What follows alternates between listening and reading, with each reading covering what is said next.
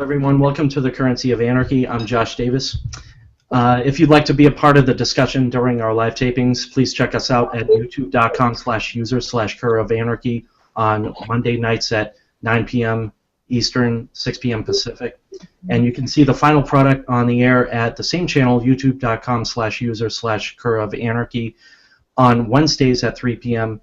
3 p.m. Eastern, noon Pacific. And if you're here during the live taping, please post any questions and comments onto the Facebook thread that we've created, or you can just send a direct message to me on Facebook because the YouTube comments just do not work during the live tapings. And now a word from our sponsors. Holly Cogburn runs Homebody, a body care, vanity, and cosmetic products company. She contracts using USD, Bitcoin, homebody products, and fresh produce. She is proud to say that she started the business without the assistance of bank loans. In her words, fuck bank loans and fuck their interest rates. For the most part, fuck banks. She paid for costs out of pocket and has steadily and sustainably grown from there. She believes in a free, fair, and reputation-based market, so please find Holly at homebodyco.com or facebook.com/homebodyco. So I want to preface this whole thing that we have two guests here. We have two guests here today, and Michael won't be here today, but and John will be on in about 15 minutes to us. But right now we have Sarah Perkins, a longtime friend of Michael and ours, Michael and myself, on this group that we have, CSA. On Facebook. Anyway, Sarah, hi. Hey. Yeah, so where can we find you? Where's your Facebook page?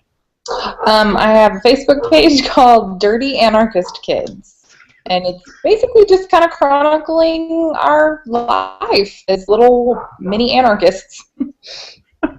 That's awesome. Yeah, so the whole point of this episode is to talk about unschooling and homeschooling, and I need to ask I cannot talk tonight. I need to ask the question: what is the difference between unschooling and homeschooling? What is the difference there? It just varies between people. And there's one of my little people. For me, homeschooling, and for me and my children, homeschooling is more structure, but specifically work structure. You follow the grades. First grade, you need to learn this. Second grade, you need to learn this. Third grade, you need to learn this. Well, I have some very atypical children. So a couple of them, actually, are pretty atypical. And so that kind of structure does not work for us. So our unschooling days usually consist of cooking breakfast. It's okay. Cooking breakfast, and they'll play on their tablets and they'll play their learning games. And then we go out, like today we harvested all of our broiler chickens, and so they learned all the stuff from the inside of the chicken. It's not necessarily, okay, we have to learn this. It's, hey, we have this opportunity. Let's figure something out. And really, it's letting my children kind of lead the way. They show me what they like, and then we go with that. My oldest loves horses, and so she's always into horse books. She draws horses. I love horses. They all love horses. So we go from, it's not necessarily, okay, let's learn our multiplication tables. It's like, hey, Grace, what do you like? Horses. Okay, let's go to the library. Right, So right. that's the biggest difference to me. It's not as structured. Right. So just to relate it, when I grew up, like when I was 3 or something, I started reading an encyclopedia because I was ridiculous. My mom had encyclopedia books in her bedroom, and I don't know, I just pulled it out a couple times and read it. And so I'm curious, does that kind of thing, happen, or is it mostly uh, just hands-on kind of things, as opposed to no books, nothing like that? Oh no, we have one, two, three. We have 4 bookshelves full of books, and they range, from just little small books, toddler books, to I have Murray Rothbard, and my children will go and look through all of them, from my first words books to my my book on the history of circumcision. So kind of go with whatever they need. Right now, we are very much into a hands-on type learning because I have younger children, and they learn better that way. Only one of my children can read just yet, Yeah. Oh, so that's cool. it's kind of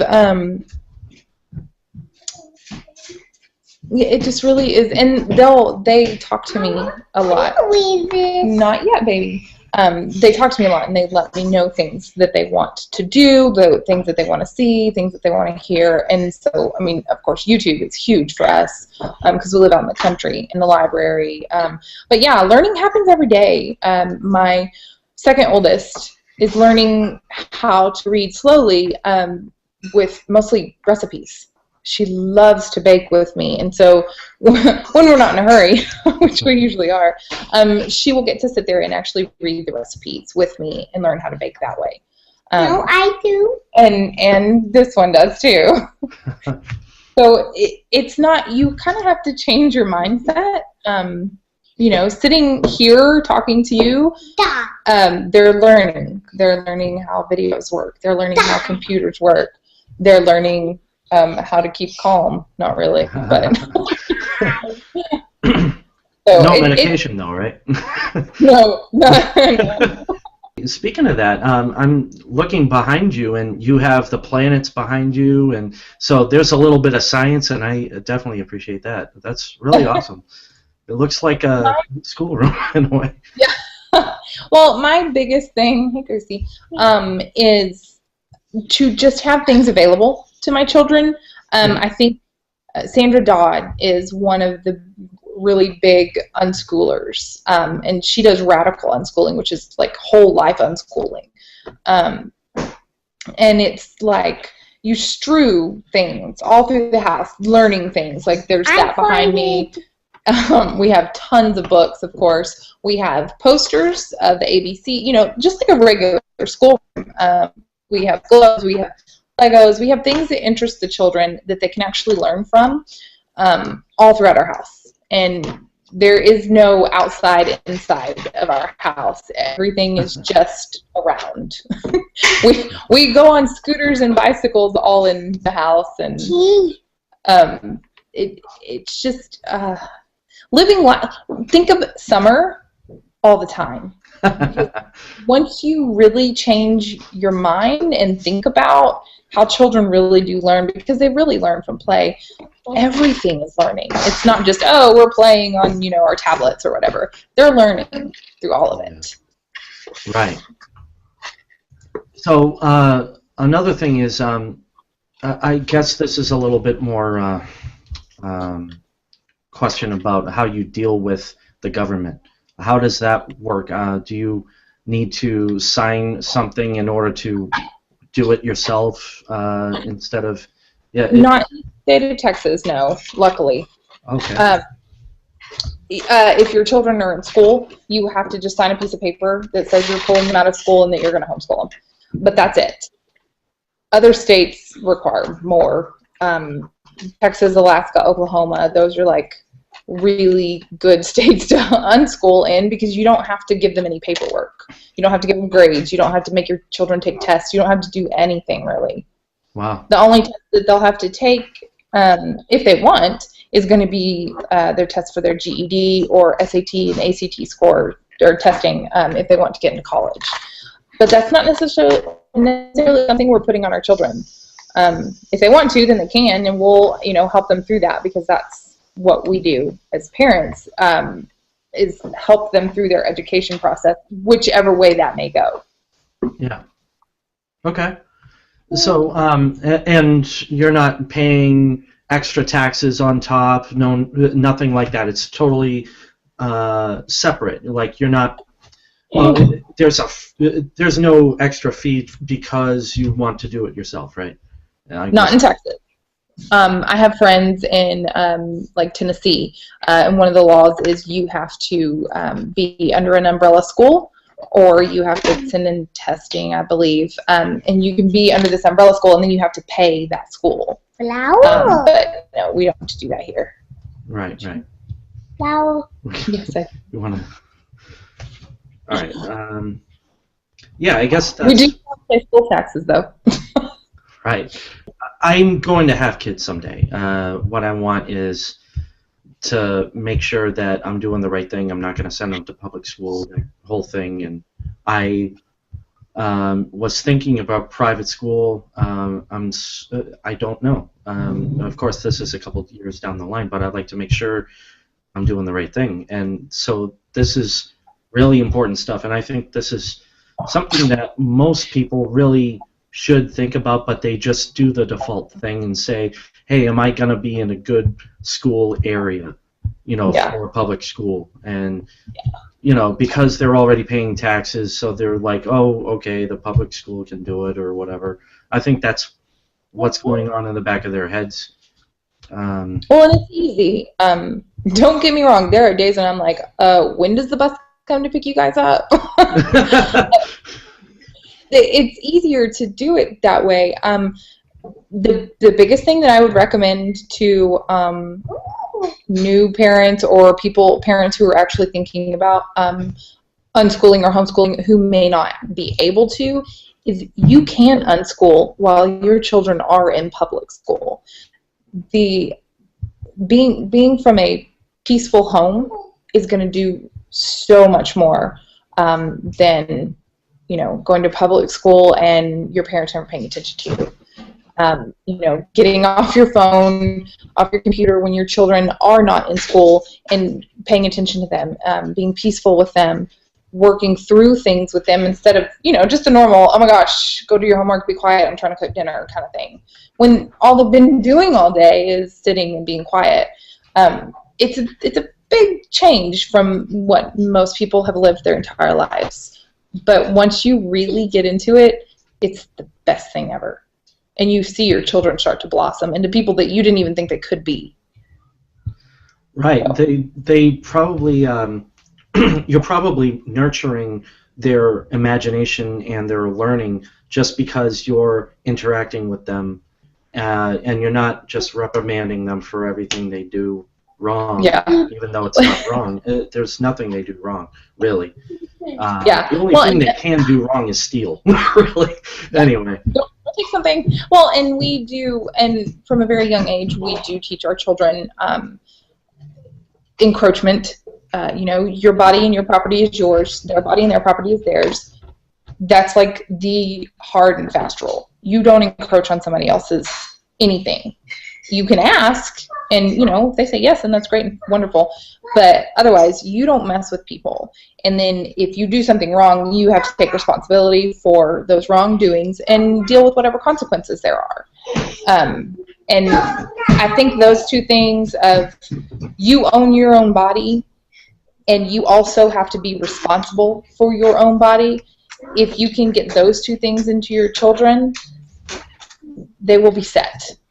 There will be hard times, and there will be things that are child. But it's okay. Eleanor Elizabeth, you have to be quiet. Anyway. Sorry, I'm instigating. No, it's okay. I'm used to that. I have a 30-year-old son, basically. Oh, I'll get along with him famously. Probably. Anyway, Yeah, but good stuff. it really is. It's not about the schooling. It's about how you react and interact with your children. That is what's going to make or break them, basically. Like you say, encroachment or aggression or whatever you want to call it. It's just be yourself, but don't hurt other people. Don't. It's really simple stuff. Yeah, and Which it's is really good that you're doing that because most people won't remember this stuff. They may speak to it. You know, they might say, "Hey, don't hit, don't steal, don't do this, don't do that." But why is the question? You know, and most people won't go that far, I guess. I think I just want to get this in while we have the time. I'm going to go over the prices. So the last time we did this show was March 16th, and tonight I took the prices, tonight being March 23rd. Tonight I took the prices at $8.23. Last time silver was $15.63. Tonight it's $16.98, so it went up $1.35 over 1 week. It's up 8.6%. wow. Gold went from 1156.20 to 1189.38. That's 33.18. That's 2.9%. And Bitcoin went down from 290.23 to 265.94. That's $24.29. That's 8.4%. But yeah, so gold and silver are kind of going back up. So they've been low for quite some time, and they seem to be escalating quite a bit quickly. But again, it's volatile. You know, it's just price. Bitcoin seems to be going with the price of the dollar, which is backwards, and something's wrong. Maybe it's just too high still or something like that. Even Michael is like, get out of it. But he's like, give it to me. But so, whatever. Whatever. Anyway. So, you know, you never know about these prices, but at the same time, I feel like the dollar's gonna like just plop or something. So, yeah, go ahead. and I'm not. I'm more of an agorist than anything. We don't do money. I mean, we do money if we have to. Obviously, we have bills to pay. But what are your thoughts on not necessarily sticking with gold and silver and Bitcoin, but in trading? Where do you see that? Yeah. Do you see that getting bigger? Yeah. I always thought that agorism, in that sense, was a great idea. I mean, if you can do it, because the only reason why money is great is because it's like a medium of exchange as opposed to a direct exchange. So, you know, if you can barter, yeah, go for it. I don't have any problem with that. You know what I mean? And as long as you value, as long as two people feel like exchanging stuff, then yeah, that's great. Or you know what's even better? When people feel like it is if they gift something to another person, you know, out of the kindness of their hearts, if they want to, you know, that's the force of communism, you know, trying to gift things. Yeah. Forcefully. But yeah, if that would be great. Bartering's great. Any kind of exchange is great. Doesn't matter what it is, silver, Bitcoin, dollars even, or just direct exchange food for bass guitar, because I like bass guitar. Yeah, that's what I want. No, I don't want it. Yeah, you can give me the food. Yeah, right. All right, so I have the pleasure of introducing John Moss back to the show. Hey, John, welcome back. How are you? Man. Hey, thanks for having me on again. Appreciate it. Yeah, no, thanks for coming back. Sure. Sarah, what's up? How you doing? Hey, good. How are you? Good. Yeah, so we've been talking a little bit about how Sarah, you know, teaches her kids, even though it's their curiosity that's kind of driving the whole program that she has. You know, it's not a real program, but you know what I'm saying. You know what I mean. World. Yeah, it sounds amazing, quite honestly. The fact that she has kids that are curious, and you know, she can teach along the way. You know, just when she says the opportunity arises, like today there were chickens that they had cut up to make chicken. That's freaking awesome. You know, a chicken fanatic like me, I gotta love this. Anyway. And they were good. They were like 8 to 10 pounds too. Oh man, I'm jealous. But yeah, John. So what can you throw into the conversation? You have a daughter, right? Yeah, I have a 6-year-old daughter. My wife and I made the decision to yank her out of schools last year. We had her in kindergarten. Yeah, thumbs up. We had her in kindergarten, and it was so frustrating. She was just absolutely miles ahead of her peers with reading and even just reasoning and speaking and just general demeanor, just miles ahead of her peers. And when we went to her reading teacher, we said, listen, she's excelling at reading. You guys need to push her. They said, well, we don't really do that. We don't really skip ahead grades and blah, blah, blah, blah, blah. And basically what they were saying was that you've got kids up here and you've got kids down here. And when you have 20 kids in a classroom, they all come to about here. You understand? Right. Get like that they give you that one-size-fits-all education, and like I said, there's kids up here and there's kids down here, and everybody learns at a different rate. I'm not saying the kids down here are stupid. That may or may not be the case. Right. But maybe they just don't respond well to being shoved in a classroom with 20 other kids their exact age, being barked at by an authority figure all day. I never understood, when I was growing up, I never understood the fact that some people don't test well. I still, in a sense, don't get it because I, just do it. I just do the test, and whether I know it or not, well, there's my answer. That's just the way I am. But I do understand the fact that people learn at a different pace, and I hate the fact that it's so standardized. No matter what it is, either you failed or you didn't. It's that simple for them. Right, and the problem is they're not... Oh, go ahead, Sarah. Oh, no, it's fine. You can go. I lost my train of thought anyway. Go ahead, I'll pick it up. Sorry, John. Have y'all seen the... I don't even know. I'm sure it's a meme somewhere. But it's if you teach, or if you grade everyone on how to fly, the fish are always going to fail. It's not necessarily, oh, this child learns faster. It's this child learns different. This child learns differently. Oh, look, these two learn the same. Let's put them in a group and, we'll figure out how to figure out what they know. Right, it's like screw all the other kids. Yeah, exactly. Well, and they've got it so everyone has to be normal. Well, I have 4 children, and none of them learn the same. None of them. I have one that will read all day long and learn everything. And then I have another one that will go out and weld with her father and will cut the heads off of chickens. And she'll do math problems in her head without even knowing what she's doing. But she really picks up a book.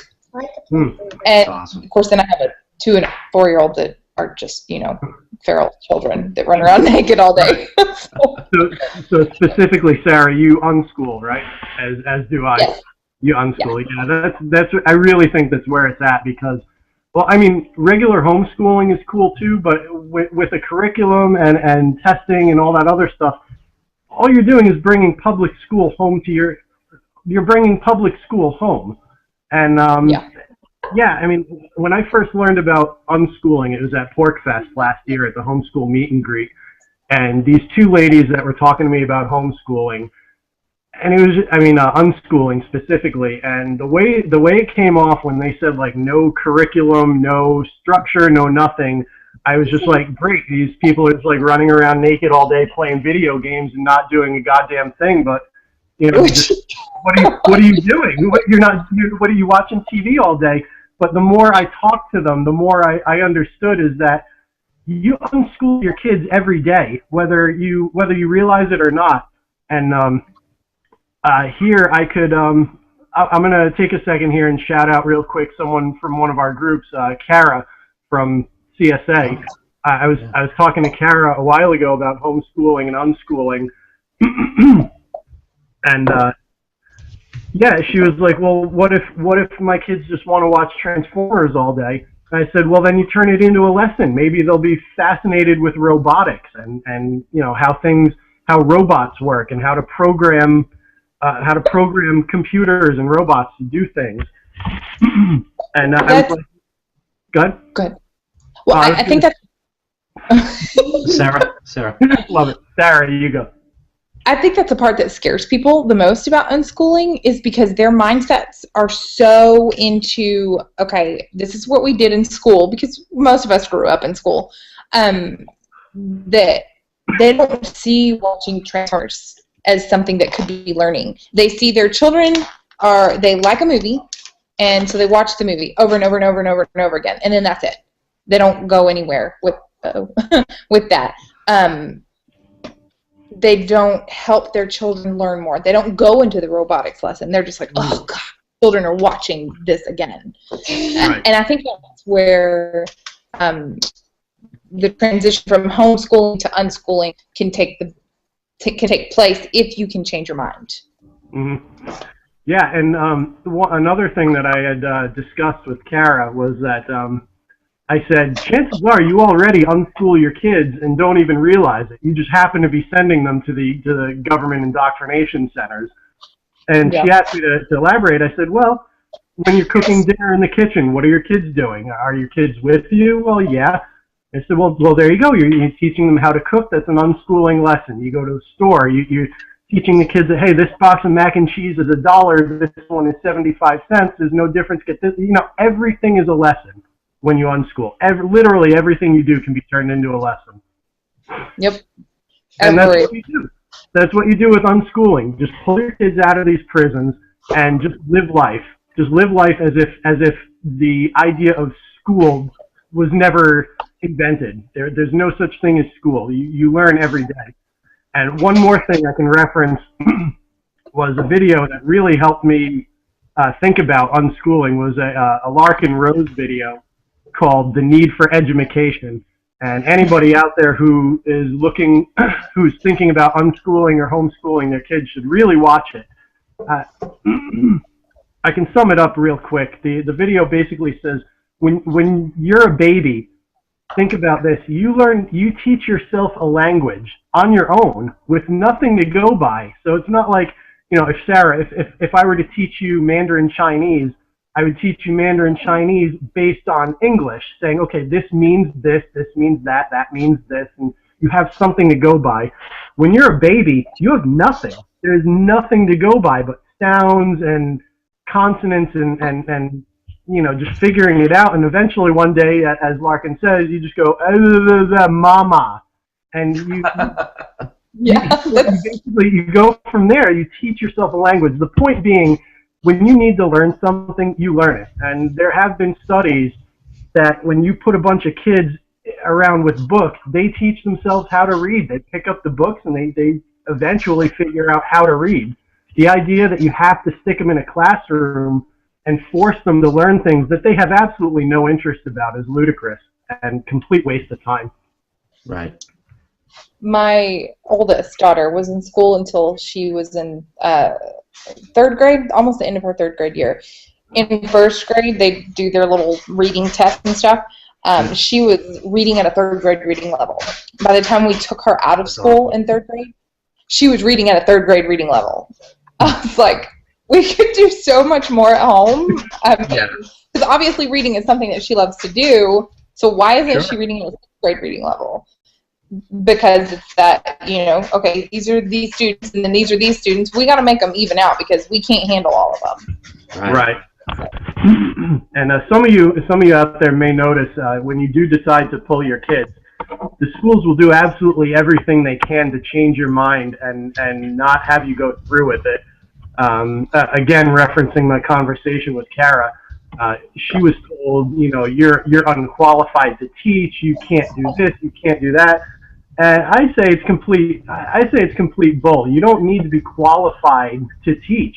The kids learn on their own. You just leave them alone. Give them books. Give them Google. Give them YouTube. And there's a world of information at their fingertips. Go learn. Exactly. And as they get older, your involvement is less and less. I rarely have to do anything with my 11-year-old. She just ends up asking me questions. But she'll see. She decided, she saw some flowers at the tractor store, and she decided she wanted to grow them. And so she bought them with her own money. She read the back of the package on how to plant them. She put them all in the bowl. She planted them. She gave them sun and all that kind of stuff. Well, they didn't end up germinating. So now she knows, okay, well, this didn't work. I watered them too much. I didn't give them enough sun at these times. It said full sun, but we never had a place to put them. So now she's learned. She's going to go back and buy some more, and I can guarantee you these are going to grow. I didn't do any of that. She didn't even tell me she was doing it until I saw a big bowl of dirt in her bedroom. And I was like, why do you have dirt in your room? And so it's just, they'll do it without us. We just have to get out of their way enough to where they can push through and then feel safe enough, and that's where the peaceful parenting part comes in. And then they need to be able to feel safe enough to come and ask you questions. Right. Because there will be things that they can't figure out on their own that we will have to help with. Or, you know, they're too small. They can't, you know, pick up a hot pan or anything. Right. So. Yeah, I tell my daughter all the time, I said, Mommy and I are here if you need us, if you have any questions or if you can't figure something out, you need a little help. Yeah, we're here. But there's no need to park her in a chair and say, you must learn this. Now, stick your face in the book and learn. Go. It just doesn't work that way. But the schools don't care. They just, you know, like I said before about them trying to talk you out of it, they just, with every student that leaves the school, that's less money for their, you know, budget or whatever. Less federal money, so of course they freak out. Yeah, when we took Grace out, she's an excellent test taker. She'll make 100 every time with very little studying. When we took Grace out, they said she is such a great student. We don't want to lose her. And I was like, that's because you're a poor school and you want the money that my daughter's going to bring in. Exactly. Yeah. We had 3 other children that were going to be coming in too, so. Or we're supposed to be coming in. But they really don't. Granted, there are teachers out there that do care about their students. Oh, yeah. I know a few of them, sure. Yeah. And the problem is they can't. They don't have the resources. Your students have to pass this test or you don't have a job kind of thing. Mm-hmm. So it really is, they will do almost anything to keep your kids, that's for sure. Yeah, and the bad teachers, it's really hard to get rid of the bad teachers because of the teachers' unions, and they're locked in these destructive contracts. So even if your child gets a really mean teacher who does not care, they literally tell you tough shit. There's nothing we can do about it. She won't be fired. We'll talk to her or whatever. But yeah, the bad teachers, you can't get rid of them. Right. And those are the bad ones, are the ones that are older, that have been in the system for so long, that are jaded. Yeah. And they don't do shit about anything. Yeah. They just want to get paid. And I don't want somebody to just want to get paid. I want somebody who's going to care what my children think and how they feel, and who better to do that than me, because I see them on a daily basis. I know them better than anyone. You know what I notice is that if any parents out there, if you have to have somebody, teach your kid and help them and really work with them, hire a private tutor. I mean, this is what we talk about all day, is free market economics, stuff like this. And when you have some young college kid who really needs that extra money, he's going to teach your kid a lot better than some 80-year-old crab who just, she's just waiting for her pension. Yeah. Well, Well, actually, that brings up a question, if you don't mind. I was thinking, like, if you have a tutor, they're going to want to teach your kids in a kind of a classical way. You know what I mean? Like a sit down and do this kind of way, don't you think, or not? I guess it depends what tutor. I mean, you know, if they're working with you in math, maybe they'll just sit and work with you, or I don't know. What do you think, Sarah? well, and it really just depends on the child. I probably wouldn't hire a tutor for my 11-year-old. She's got to do it on her own. She's like her mother. If she's going to figure it out, it's going to be with her own doing. My 7-year-old, well, she loves school. She loves sitting down and doing things. She likes workbooks. She likes writing, on the lined paper. She likes that kind of stuff. So yeah, there would be, there's an opportunity for me to hire a tutor for her for something that she's struggling with. I would be more than willing to do that. But like I said, she's only 7 at this point, and so most of her learning is still literally playing outside, Right. just part of the world. But I really think, and I think that's another part of unschooling and homeschooling, is you get to know your children. You get to know the ins, the outs, the everything about them, and so you know them so well, you know if they need a tutor or if they don't. You know if they're not pushing themselves hard enough to actually learn, what they're supposed to be learning, or what they say they want to learn, not what they're supposed to be learning. And so it really is on a family-to-family basis. I have a friend that they do a lot of structured type stuff, but that's what her children are very good at, and it works for them. I have another friend besides that friend, and she unschools her children. She just doesn't realize that's what she's doing. So that friend that's structured, she unschools, but they do work too. Mm-hmm. And then I have another friend that unschools, and she doesn't realize that that's what she's doing, but they learn everything. I mean, her 7-year-old is amazing. He's going to be like the best businessman ever. And it's just, you just kind of, you learn your kids.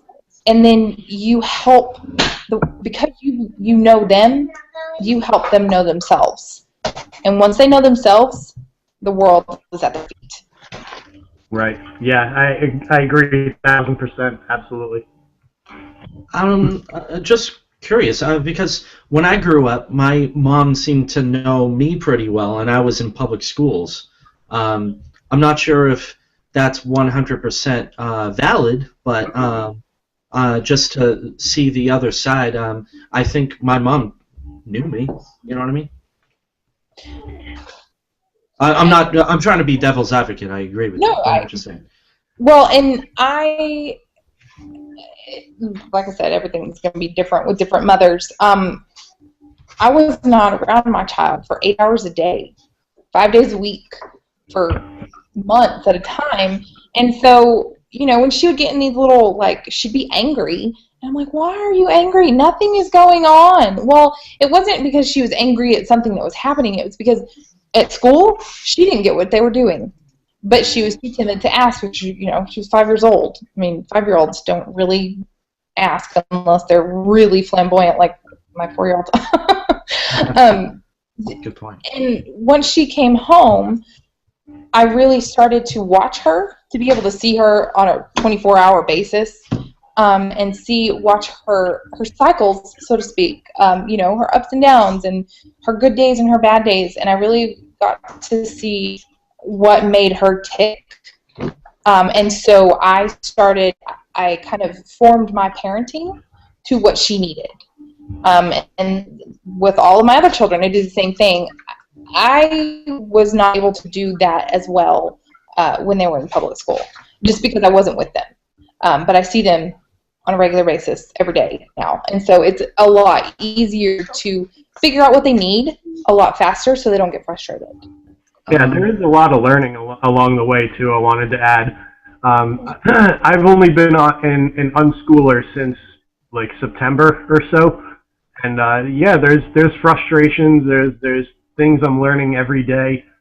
It's a learning process. So if you unschool, also I wanted to bring something up, and Sarah, you may know more about this than I do, but I actually learned a new term recently, and the term is called deschooling. Have you heard this term? Yes, we spent almost, hold on just a second, baby. We spent almost an entire year deschooling. Not necessarily my children, but me, because school was so ingrained in me because that was my whole life. Sure, yeah. All went from school to having children. So, my husband's laughing at me. We had to spend a lot of time just not doing anything. And the not doing anything turned into, oh, well, actually we are doing something. I see where they're learning here. So it took a while for me to stop and stay out of my kids' way long enough for them to do the learning that they needed to do. Because at first, yeah, I was like, oh my God, we have to learn this. And it didn't work. Not at all. It has to go the other way, is what you're saying. Yes. Yeah, okay, well, yeah, that makes a lot of sense. I mean, I guess you could say my wife and I are in the deschooling phase right now because, you know, it's only been a couple of months. And PorkFest last year was the first time I'd ever even heard the word unschool. And this was not even a year ago. So I've gone from, you need public schools, what else are you going to do, to, yeah, the hell with them, let's just live our life here. And, yeah, the deschooling is definitely a part of that. There's a lot of times I catch myself, I have to stay out of Marley's way, and I see her working on something, and I'm like, let me help you with that. Let me help you with that. Wait. She gets pissed too, and she's like, "No, Dad, stop it. Let me do it." And I have to back off. Well, and if you really pay attention to children, especially young children who haven't been in school, whose parents actually let them do things and aren't, you know, like helicopter parents don't let them climb the monkey bars or whatever. If you really watch them, they will do it. My 2-year-old, that child has never been in anything but my arms. Oh my goodness. You mess with that boy when he's trying to do something, he will ream you a new one. I mean, he's like, Mama, leave it alone. Stop it. Like, okay, dude, sorry. So it really, if children are left to their own devices, obviously in a safe environment, they'll do it. And you just got to stay out of their way long enough. Anarchy! And then I have a husband that I have to teach also.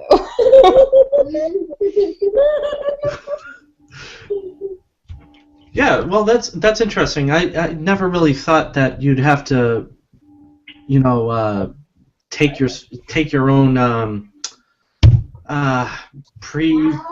premonitions out of it or whatever. You know, like I don't know the right word for this, but you have to take yourself out of it, and I guess it's it's almost like in your case, John, like you wanted to help your daughter, and it's almost like you want to do it the right way the first time, right? But you learn from your mistakes, and the whole thing is, I get that feeling though, because I'm an engineer and I like to get things done right the first time. Like, I'm very quality oriented, so it's going to be kind of difficult for me at first if I... the thing you've got to remember is your way is not necessarily the right way. Exactly. And the lesson was the absolute most hardest lesson I ever had to learn. And it took a lot of tears, really, with my girls of, you know, okay, well, this is the way I know how to do it, so here, let me show you, but then you're not doing it, and why are you not doing it like this? And oh my gosh. That's it. So it's a very, the deschooling phase is a very difficult phase because you're scared and you're thinking your children are not ever going to, you know, become anything because they're not doing anything but watching TV. But it slowly, your mind changes slowly, especially when you see your children doing things that you're like, what? You can do that? That's awesome. I had a couple of those moments, yeah. And it's little things. It's not like big monumentous things, but it's little things that are like, wait a minute, I was just doing that for you yesterday. And it's like, I do it now. Like my 5-year-old was cutting up. Well, she was 6 then. She was cutting up squash last year to boil and can with me. I was like, "You're 6. Why are you using a huge butcher knife? Is this okay? Can you do this?" Obviously, she could. That's it. Yeah, you got to take away your own worries because I even saw this on the web like a day ago. I saw some kid holding a gun, and I think the kid was probably 5 or 6. I'm like, why are you holding a gun? But then again, I've never held a gun in my life anyway. I've held like laser guns, for laser tag or something. But really, yeah, there's no reason to not, because everything is a tool. So there's no reason to like be that fearful. Well, maybe maybe once they're a toddler, not a baby. Let's put it that way. Oh yeah. No, we teach our daughter gun safety. She already knows all the rules like the back of her hand. The gun's always loaded. Point it in a safe direction. Finger off the trigger. She knows all of them. Awesome. And, yeah, she does look at them with us, and we shoot them off in my mother-in-law's backyard sometimes. So she's not. We don't want her afraid of guns. Good. Yeah, you really gotta. Education is key, and Yeah. they learn. That's awesome. Our I keep saying 2-year-old. He's fixing to be 3. Our 3-year-old and 4-year-old were shooting my husband's .22 pistol the other day at a bird that he had shot out of the tree, and they kept hitting it. And wow. I'm sitting there like, dude, you're only 3. How are you doing this? Who needs video games? Exactly. We got birds and pistols. Come on. No, that's Duck Hunt's got nothing on it, Smith and Wesson. Yeah. That's awesome. I love you too, baby. Oh, there we go. So I like I've grown up. When I was growing up, I think this was 2nd grade or whatever.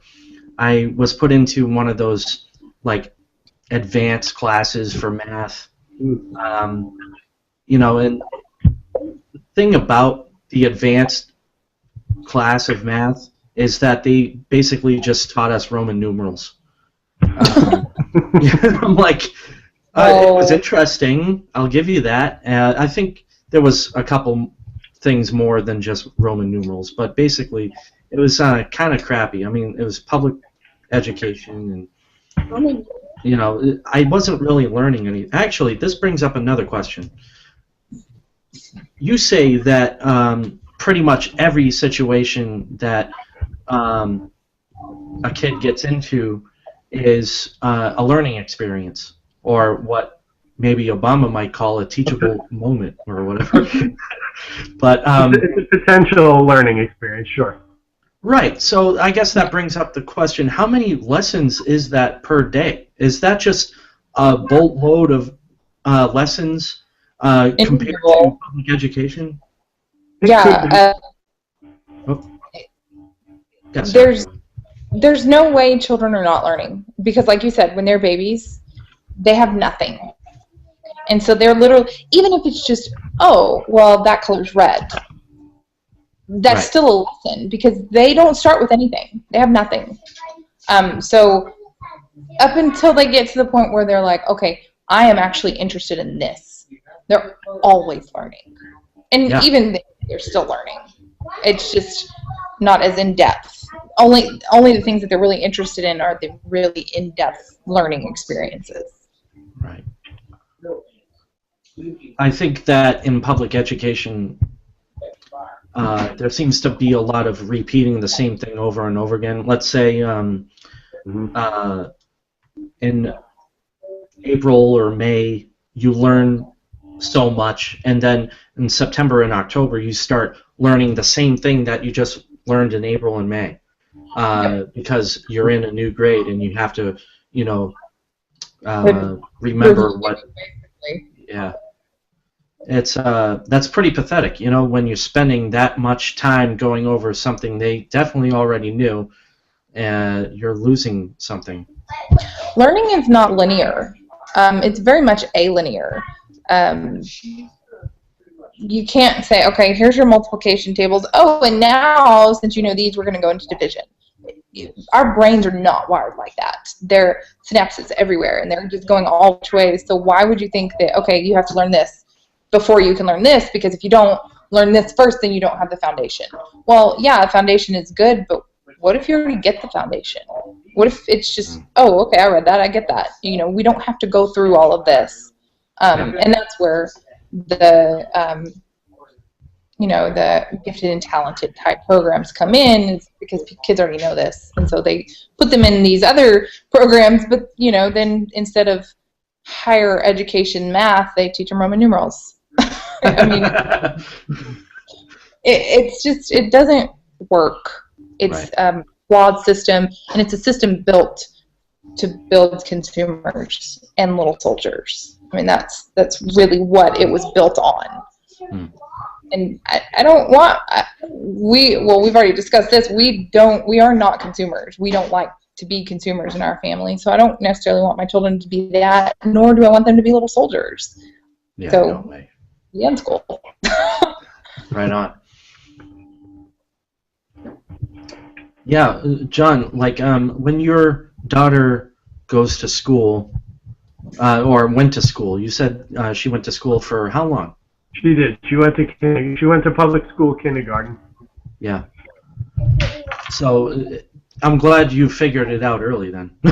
Oh, believe me, dude. Walking with her into the school to register her for kindergarten, my stomach was in knots, dude. I did not want to be there. I knew what was going on. I saw the stuff online. I knew all about, you know, Common Core, and you know, how they're pushing a police state onto the kids with all the fake SWAT raids and the fake school shooter things. My daughter was in kindergarten, and they're doing lockdown drills. They do fire drills still, but they were doing lockdown drills. Wow.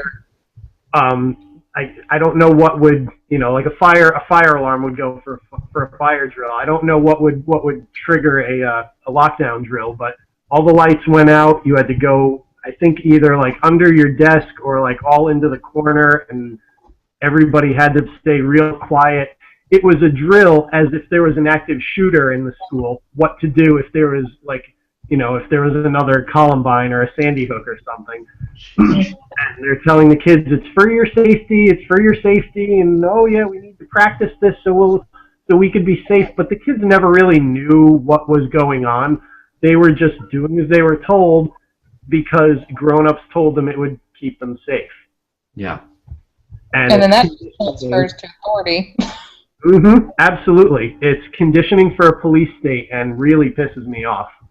So, you know, that's one great reason to pull your kids from these places. Actually, so when when you sent your kid to kindergarten, were you an anarchist? Have you been an anarchist for a long time, John? Let me think. When I brought her to school, I think I was, I guess they call him Big L. I was a voter, and I would vote libertarian at least.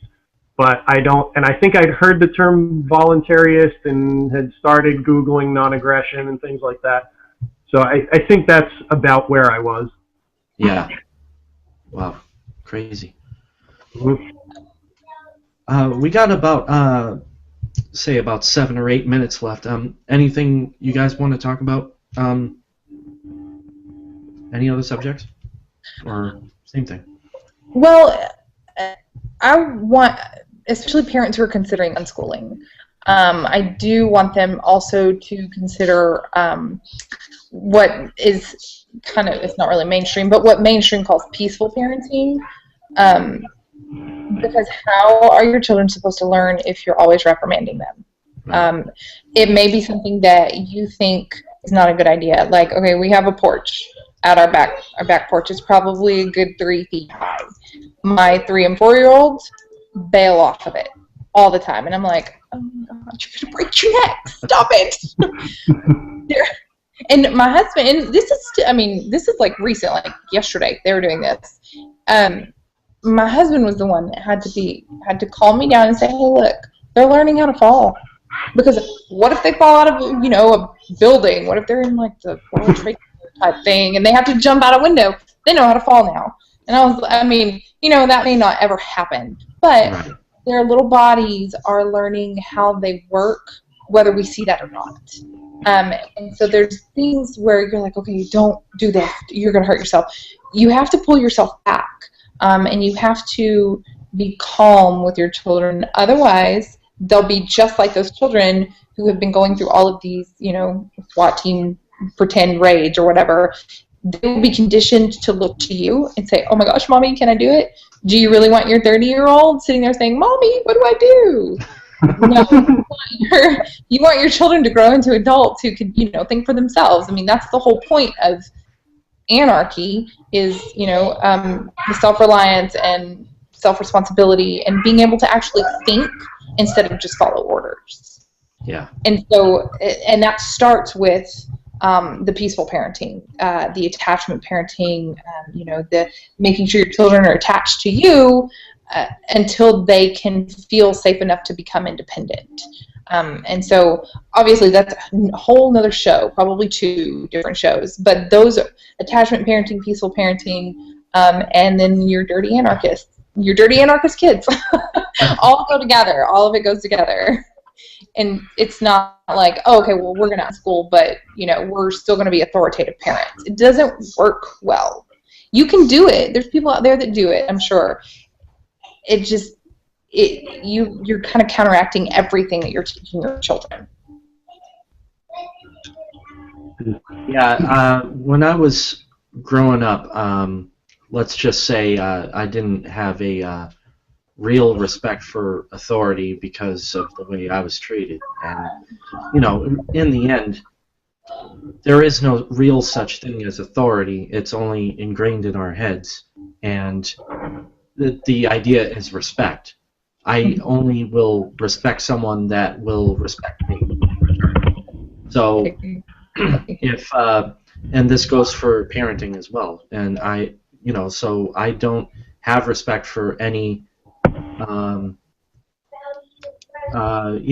don't have respect for authority, as it were. It doesn't matter where it comes from. And let's just put it this way, violence solves nothing, ever. It never solves a damn thing. It just causes more chaos. John, you want to chime in?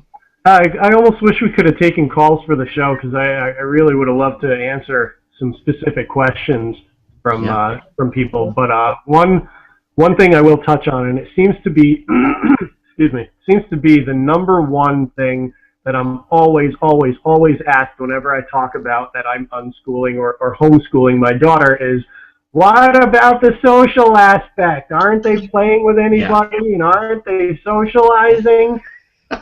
Yes, she is. Yeah. You know what we did today? What was that? I said, you know what we did today? We played with 15 different children today. 15. That's so great. No, we don't socialize at all. Ever. Well, I mean, the question itself is kind of illogical. Thinking that you can only socialize in school, not even thinking about all the things your kids can do outside of school: karate, basketball, baseball, Cub Scouts, whatever. And maybe not Cub Scouts. Whatever, whatever it is, military and training, whatever it is, your kids are doing outside of school, they're socializing. But you want to send them to this public school that you know is bad, but what about my roads? What about my socializing? Well, how are you really socializing with a group of 25-year-olds? That's not socialization. That's like an internment camp. I mean, right. It's not learning anything new. It's only with kids their own age, and they get in trouble for socializing. My daughter came home with no teacher today. Marley was talking in class. Marley was, talking again. Marley was talking to her friends, and it's like, well, no shit, because she sees all these other little kids and she's bored as hell in school, so of course she's going to talk. But it's just, I mean, with all the riffraff we can call that's in public school, I mean, trust me, you don't want your kids socializing in public school for the most part. I mean, you know, I've made some very good friends in public schools, but if the only reason you're not pulling your kids is for the social aspect, you really need to rethink this. And like I said, you know, put them in karate or Little League or whatever, the Girl Scouts. You can socialize and you can do so many things. Oh, and with Facebook too. I mean, you can hop on Facebook, find a local group of homeschoolers in your area, and there you go. Meet up at the park once a week, meet at the museum once a month or whatever. The internet has made it easier than ever to socialize. And 20 years ago, this might have been an issue, but it's not anymore. It's time to get your kids out. And if that's the only thing holding you back, then really think about it. Yeah, that's great, John. Thank you. Yeah, so I got to wrap this up. The next show we're going to have live is March 30th, and that live show will be edited and then posted March 2nd, I believe. Nope, March 1st. And yeah, so just real quick, where can we find you, Sarah, once again? Dirty Anarchist Kids. That's my Facebook page. It's not Facebook big. page. I just barely started it, like, I don't know, 6 months ago. But yeah, it's lots of fun. Cool page. It's a cool page. It's one of my favorite ones. That's awesome. Thanks. Lots and lots of pictures. That's what we do. It's all about the mud. Yeah, it really is. Yeah, and John, where can we find you again? Excuse me. You can find me over at the New Sons and Daughters of Liberty. There's several pages with that name, and it's not the most original name, but I don't care. Mine is the one with my profile pic has the old school, the Minuteman guy from the Revolutionary War Minuteman guy, and he's in front of a black and yellow ANCAP flag. Right on. We'll have the title and graphic. And thank you very much, both of you. I think this is very enlightening. It's actually enlightening for me, for sure, because I know I want to do this kind of thing in the future. And so you're directly influencing me. So thank you. All right. Yeah, and so long, everybody. Take care.